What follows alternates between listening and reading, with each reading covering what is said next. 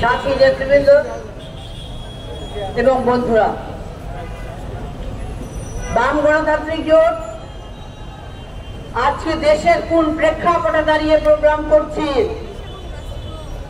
দেশব্যাপী আজকে আমাদের এই প্রোগ্রাম কি জন্য সেটা আপনারা এর মধ্যে দেখেছেন। আমাদের ফেস্টুরে তার শোভা পাচ্ছে, আমাদের ব্যানারে তার শোভা পাচ্ছে এবং ইতিমধ্যে যে নেতৃবৃন্দ বক্তব্য রেখেছেন তাদের বক্তব্যের মধ্য দিয়েও শুনছেন। আমি আসলে জ্যামের মধ্যে আটকে আমাকে আসতে দেরি হয়েছে। দেখলাম সবাই জাদুঘরের সামনে ইনকিলাব মঞ্চ দ্বারা সমাবেশ করছে। আমাদের এই আন্দোলনের সাথী সিপিবির একজন নেত্রী তার ফাঁসি দাবি করে, তার গ্রেপ্তারের দাবি করে তারা সমাবেশ করছে।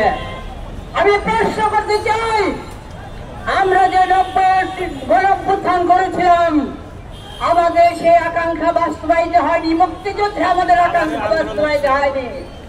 24-এ আমরা যে গণঅভ্যুত্থান করেছিলাম, ওই গণঅভ্যুত্থান কি করেছিল ইনকিলাব মঞ্চ।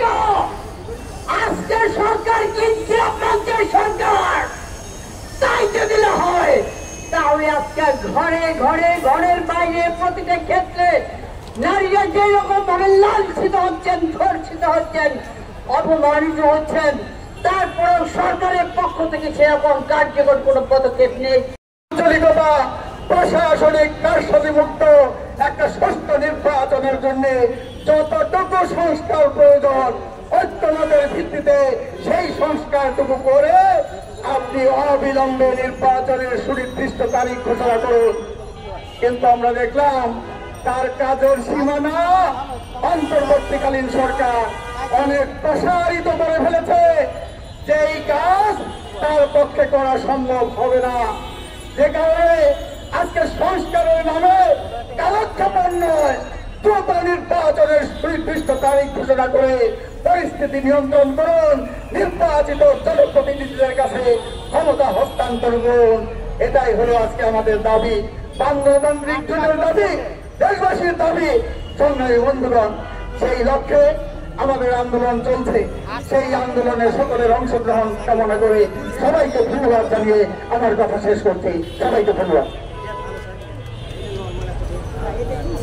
সংগ্রামী সাথী বন্ধুরা, বাম গণতান্ত্রিক জোটের এই বিক্ষোভ সমাবেশ এখন বক্তব্য রাখবেন গণতান্ত্রিক বিপ্লবী পার্টির সাধারণ সম্পাদক কমরেড মোস্তফা মিশু।